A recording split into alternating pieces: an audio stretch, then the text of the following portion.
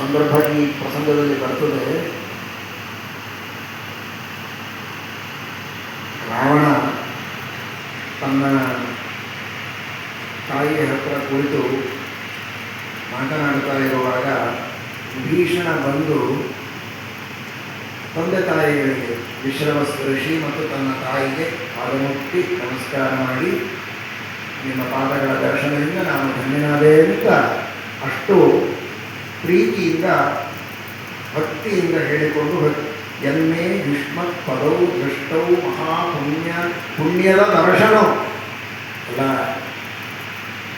ಚಿಕ್ಕವರು ಯುವಕರು ಎಲ್ಲರೂ ತಿಳಿಯಬೇಕು ತಂದೆ ತಾಯಿಗಳ ಬಗ್ಗೆ ಯಾವ ಗೌರವ ಇರಬೇಕು ಅಂತ.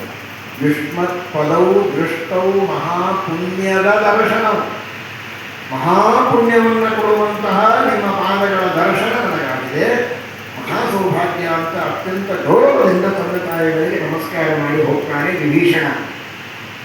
ಇವರಿಗೆ ಅರ್ಥನೇ ಆಗೋದಿಲ್ಲ ರಾವಣನಿಗೆ, ಇದು ಇಷ್ಟು ಭಕ್ತಿ, ಇಷ್ಟು ಶ್ರದ್ಧೆ, ಇದು ನಮಸ್ಕಾರ ಏನು ಮಾಡ್ತಾ ಇದ್ದಾನೆ ಅಂತ. ಅವನು ಯಾರು ಕೇಳ್ತಾನೆ.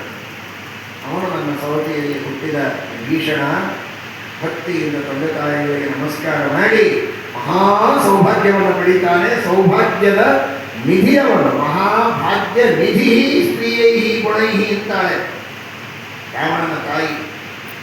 ಹೇಳುವುದಲ್ಲದೆ ನೇರವಾಗಿ ರಾವಣನನ್ನು ಬೈತಾಳೆ, ನೀನು ಮಗ ಅಲ್ಲ, ನೀನು ನನ್ನ ಹೊಟ್ಟೆಯಿಂದ ಬಿದ್ದ ಹುಳ ಅಂತ. ತ್ವಂತು ಮತ್ಕುಕ್ಷಿಜ ಕೀಟ ಪಾಪಸ್ವೋದರ ಪೂರಕ ಯಥಾ ಕರ ಸ್ವಕಂ ಭಾರಂ ಜಾನಾತಿ ನ ಚ ತದ್ಗುಣಂ. ಕತ್ತೆಯ ಮೇಲೆ ಭಾರ ಹೊರಿಸಿದರೆ ಭಾರ ಇದೆ ಅಂತ ಅನ್ಕೊಳ್ತದೆ. ಆ ಭಾರ ಬಂಗಾರದ ಭಾರ ಅಂತ ಗೊತ್ತಾಗೋದಿಲ್ಲ ಅದಕ್ಕೆ. ಮಣ್ಣು ಹೊರಿಸಿದ್ರು ಭಾರ ಅಂತ ತಿಳ್ಕೊಳ್ತದೆ, ಬಂಗಾರ ಇಟ್ಟರು ಭಾರ ಅಂತ ತಿಳ್ಕೊಳ್ತದೆ. ಏನಿಟ್ಟರು ಭಾರ ಅಂತ ಒಂದೇ ಗೊತ್ತೇ ಹೊರತು ಅದಕ್ಕೆ ತನ್ನ ಮೇಲೆ ಬಂಗಾರವೋ ಬೆಳ್ಳಿಯೋ ಮುತ್ತೋ ರತ್ನವೋ ಏನು ಹೊರಸಿದ್ದಾರೆ, ಏನು ಆಸ್ತಿ ಇದೆ ಅಂತ ಒಂದು ಕತ್ತೆಗೆ ಹೇಗೆ ಗೊತ್ತಾಗುವುದಿಲ್ಲವೋ ಅಂತಹ ಕತ್ತೆ ನೀನು ಅಂತ. ಯಾರು ಸಾಮಾನ್ಯವಾಗಿ ತಾಯಿಗಳು ಮಕ್ಕಳಿಗೆ ಬೈತಿರೋದಿಲ್ಲ, ಹೆತ್ತ ತಾಯಿಗೆ ಹೆಕ್ಕಣ ಮುದ್ದು ಅಂತಾರೆ. ಆದರೆ ಈಗ ಇವನು ಒಳ್ಳೆ ಪುರುಷಾಕಾರದಲ್ಲಿದ್ದರೂ ಕೂಡ ಈ 10 ತಲೆ ರಾವಣನನ್ನ ಕತ್ತೆ ಅಂತ ಬೈತಾರೆ ತಾಯಿ. ಅಂತಹ ದುಷ್ಟ ರಾವಣ. ನಾವು ಇದು ಮುಖ್ಯವಾಗಿ ತಿಳಿಯಬೇಕಾದದ್ದು ಸಂದೇಶ. ಇಂತಹ ವಿಶ್ರವಸ್ ಬ್ರಹ್ಮದೇವರ ಮಗ ಪುಲಸ್ತ್ಯರ ಮಗ ವಿಶ್ರವಸ್ಸಿನ ಮಗ ರಾವಣ. ಇಂಥ ದೊಡ್ಡ ವಂಶದೊಳಗೆ ಹುಟ್ಟಿದ್ದರೂ ರಾವಣನಿಗೆ ತನ್ನ ವಂಶದ ಪರಿಚಯ ಇರಲಿಲ್ಲ. ಆಗ ಬೈದದ್ದು ತಾಯಿ, ನೀ ಎಂತಹ ದೊಡ್ಡ ಋಷಿಗಳ ವಂಶದಲ್ಲಿ ಹುಟ್ಟಿ ಆ ಋಷಿಗಳ ವಂಶಕ್ಕೆ ತಕ್ಕ ಜೀವನವನ್ನು ನಡೆಸದೆ, ಅವರು ಯಾರು ಅಂತೂ ತಿಳಿಯದೆ, ಅವರಿಗೂ ಅವಮಾನ ಆಗುವ ರೀತಿಯಲ್ಲಿ, ತಿರಸ್ಕಾರ ಆಗುವ ರೀತಿಯಲ್ಲಿ ನಡೆದುಕೊಳ್ತಾ ಇದ್ದೀಯಲ್ಲ, ನೀನು ಕತ್ತೆ ಅಂತ ಬೈತಾರೆ, ನೀನು ಹುಳ ಅಂತ ಬೈತಾರೆ.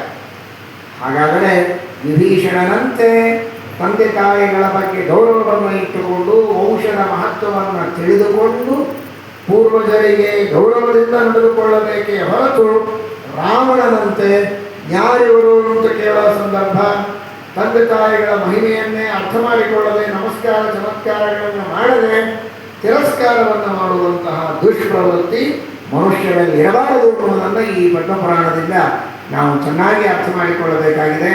ಅದಕ್ಕಾಗಿ ಮತ್ತೊಮ್ಮೆ ನೆನಪು ಮಾಡಿಕೊಳ್ಳಿ. ಅನೇಕ ಜನ ಇವತ್ತು ಹೇಗೆ ನಿನ್ನೆ ಇವತ್ತು ತಮ್ಮ ವಂಶಗಳನ್ನು ಬರೆದು ಬರೀ ಹೆಸರುಗಳನ್ನು ಬರೆದಿದ್ದಾರೆ, ಕೆಲವರು ಇತಿಹಾಸವನ್ನು ಬರೆದಿದ್ದಾರೆ. ನಡೆಯಲಿ, ಇದು ನಿಧಾನವಾಗಿ ಪ್ರಾಸೆಸ್ ನಡೆಯಲಿ. 1 ವರ್ಷದವರೆಗೆ ಎಷ್ಟು ಸಾಧ್ಯವೋ ಅಷ್ಟೆಲ್ಲ ಇತಿಹಾಸಗಳನ್ನು ದೇವರ ಬಗ್ಗೆ, ನಿಮ್ಮ ಊರಿನೊಳಗಿರುವ ಇನ್ನನೇಕ ಮಹನೀಯರು ಜ್ಞಾನಿಗಳ ಬಗ್ಗೆ ಅನೇಕ ಗ್ರಂಥಕಾರರಿರ್ತಾರೆ, ತಪಸ್ಸುಗಳಿರ್ತಾರೆ, ದೊಡ್ಡ ದೊಡ್ಡ ಕೆಲಸ ಮಾಡಿದವರು ಇರ್ತಾರೆ.